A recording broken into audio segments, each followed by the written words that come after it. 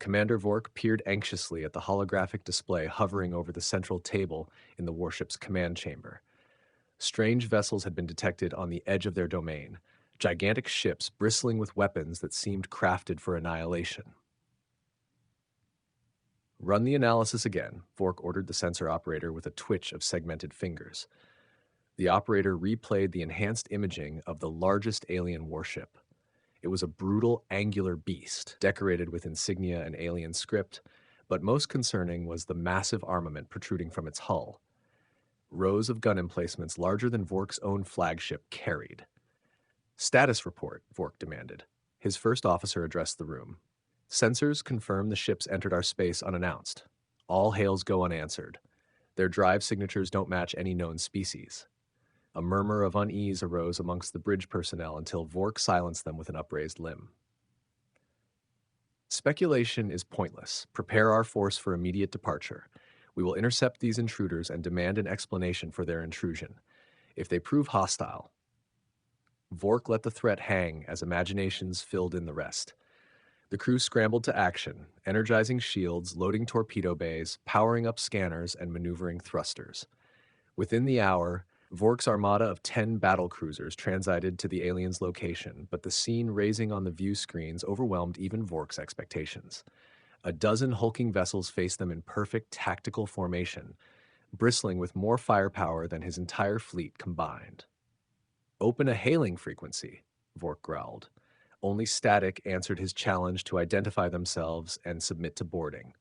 Unused to facing beings so bold as to spurn communication, Vork had no choice but to initiate the first strike if they refused compliance. Lock weapons, and before the order finished, enemy guns roared to life in a blinding barrage. Vork's command deck dissolved into shrieks as plasma storms engulfed them, breaching hulls across the fleet. Evasive action! He howled over the explosions, but return volleys were hopelessly late. 2 battle cruisers disintegrated under the onslaught within seconds. On the aliens' lead warship, Commander Kyle watched impassively from the CIC as target telemetry scrolled across display panels. Hold fire and let them scatter, he ordered. His XO nodded acknowledgement, and the human guns fell silent, their message delivered. Vork whipped the smoldering remnants of his forces into retreat, astonished any species could unleash such deadly coordination. But in scattering, they exposed another horror. Torpedo bays along the alien's hull split open like 1,000 maws, unleashing a black tide of explosives that engulfed his fleeing ships. Anti-ship drones swarmed from launch tubes to cut off escape. Through flickering static on the command deck view screens, Vork witnessed 4 more of his heaviest vessels obliterated within moments, their dissolving armored shells casting eerie illumination across the void. Mad with rage and fear, he howled for every remaining weapon to concentrate their fury on a single alien target to at least claim one victim in this butchery. But the aliens were ghostly performers, evading broadsides and counterstrikes with contemptuous ease.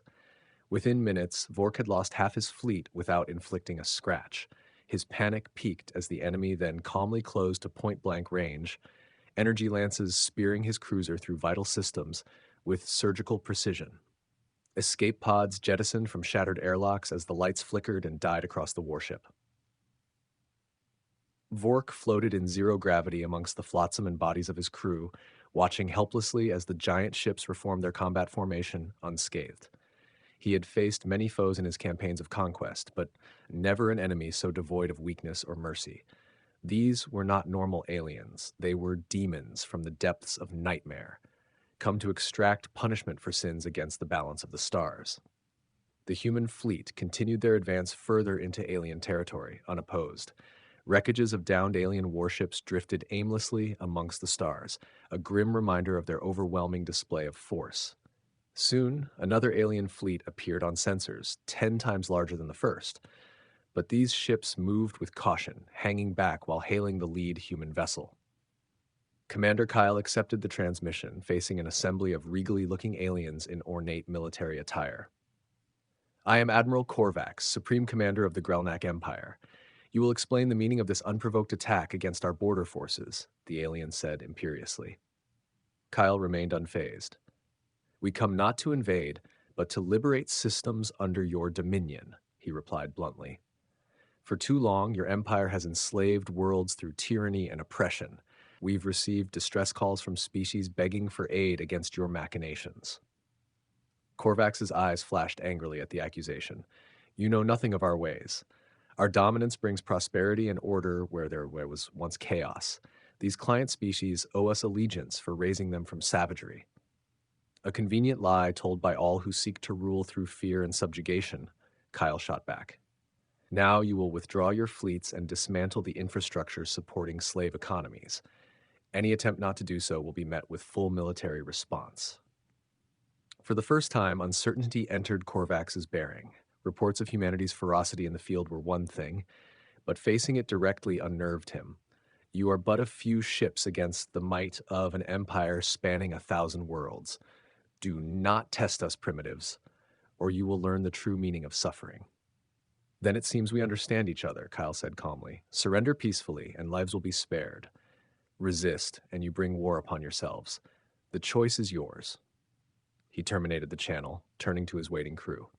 Status report. Have the rebellion cells commenced as planned? Affirmative, sir, the XO replied. Slave uprisings breaking out across 6 nearby systems already under Grelnak control. Their fleets are scrambling to regain order. Kyle nodded in satisfaction. Then it's time to widen the rift. Launch fighters to provide air support to the rebels, and tell the fleet to set course for the penitentiary world of Arconia. We're breaking out the resistance fighters in prison there. Below, on Arconia, inmates toiled under lash and shock collar in brutal mineral mines, but voices carried on the wind, heralding change. As human stealth craft screamed low over mountain ridges, releasing electron bombs to fry sentry systems into blackened ruins, landing parties burst from hatches within, armored in Vero-sealed suits and plasma weapons blazing. Prisoners scattered in terror at the first sight of the armored titans emerging from the dusk, but their pleas assured them of liberation. Within hours, the facility lay in smoking ruins, its masters beaten into paste. Tens of thousands of freed slaves rallied beneath the colors of Earth. Kyle watched it all unfold from orbit, satisfied at the chaos sown. As word spread, more desperate pleas flooded in via FTL comm relays, begging for human intervention against age-old oppressors. The flame of rebellion had been lit, and from its flickering glow, a new dawn might emerge over countless worlds once thought lost to tyranny eternal. His pilot reported anomalous sensor echoes from the dark side of a gas giant, energy signatures that could be survivors from the initial attack. Regrouping. Kyle nodded. Take us in quietly and scan for life forms. If hostiles are present, dispatch them swiftly and retrieve any refugees for extraction. The stealth-enhanced destroyer slipped unseen into the turbulent storms of the gas giant. Scan sweeps revealed a hollowed-out asteroid sheltering distressed life signs amidst lingering plasma instabilities. Dropships launched under cloak with instructions to locate survivors and exterminate any remnants of the enemy presence. Reports soon came back. Multiple injured aliens had indeed taken refuge, alongside others unknown.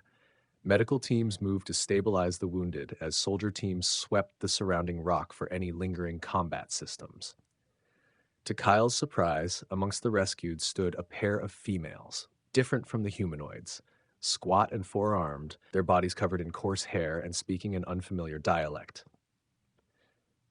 Their translator spoke, "We are the last of the Yorg, and had once been citizens of the moon of Egarth, conquered by Korvax's ancestors eras past, forced into bonded labor and unable to breed.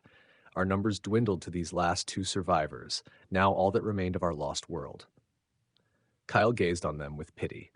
In fighting injustice upon others, their pain would not be forgotten. A new home for the Yorg would be found, and their story ensured through the generations. The enemy fleet massed once more, angered at the destruction of their property but fearful of engaging the humans directly. The apocalypse had come, and only through unleashing humanity's righteous fury could liberation be wrought from the ashes of oppressors who knew only rule through subjugation and slavery. Admiral Korvax seethed with rage as his best ships engaged the human fleet. These vermin would dare question our dominion. Their insolence would be punished with nuclear fire, obliterating the tiny force. But reports soon shocked him. Plasma bolts flashed faster than sight, gutting cruisers through a blend of armor. Distress calls wailed in panic from vessels disintegrating within seconds. Commander Kyle watched the carnage dispassionately from CIC. Target engines only. Don't cripple their empire yet, he ordered. Lances lashed out at thruster clusters, crippling the aliens in place while minimizing loss of life. But their officers kept hurling wrecks at the humans in kamikaze death throes, preferring destruction to surrender. Admiral, stand down, or we bombard all military and leadership structures on your homeworld. We have stealth ships in position above your planet, Kyle warned. Only bleak silence answered. He sighed, nodding to fire control. Orbital defenses around the forested planet flared under precise bombardment, pyres mushrooming across nightside continents. Still, the Korvax would not yield. Oblivious to the suffering below, Korvax observed global conflagration with glassy eyes, broken at the sight of their slave-built civilizations collapsing under Terran wrath. His ships were lost, his empire unraveling, all dominion crumbling within hours of humanity's arrival. A calm burst dragged him from shock. More alien ships had arrived at the system's fringe, viewing the strange, bulky construction flowering like cyclopean mushrooms. Even Kyle felt unease. Unidentified vessels, this is Commander Kyle of the Earth Defense Force, he hailed.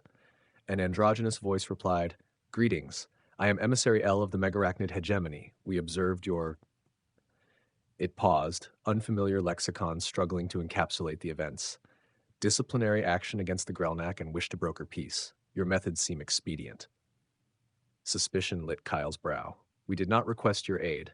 State your intent, he said firmly. L responded in a soothing tone. We merely wish to avoid further bloodshed. The Grelnak were a blight, but under our guidance, other species thrive in progress and cooperation. Join our alliance, and you will share in our prosperity. Resist, and meet the same fate as the Grelnaks, who are now under our protection. As it spoke, its maw curved in what seemed a smug grin. We bow to no threats from any power, Kyle replied coldly. On the prow cameras, he saw megarachnid dreadnoughts swarming around the two fleets, surrounding them like prey. Their message was clear. Humanity would either be crushed or assimilated under this new dominance. Yet inwardly, Kyle smiled, for unknown to the newcomers, Earth's stealthy legions had been prowling the frontier, dark regions in secret. As the megarachnid fleet closed in, a flash seared the void. Sensor ghosts dissolved as hidden arcs decloaked around the hegemony ships. Prime weapons charged in eerie tandem, targeting locks bursting from concealed pods. Thank you for coming. Now you will face judgment for your empty claims, Kyle said. Surrender or share the Grelnak's fate. Lar hooted derisively until flash fused by plasma fire, its mind ruptured in shock upon realizing too late that humanity's power extended far beyond this single system. The Leviathan escorts never saw the missiles spiraling in, bursting armor and triggering chain reactions that erupted fusion cores. Within moments, the benevolent invaders lay in radioactive ruins, their strength shattered by a foe they could not outmatch in open war. Kyle surveyed the aftermath calmly. The Grelnak would rebuild under humanity's oversight. Any species seeking freedom and equality would find shelter. None could stand against humanity. Their frontier would now expand in peace, with fleets ensuring the rights of all.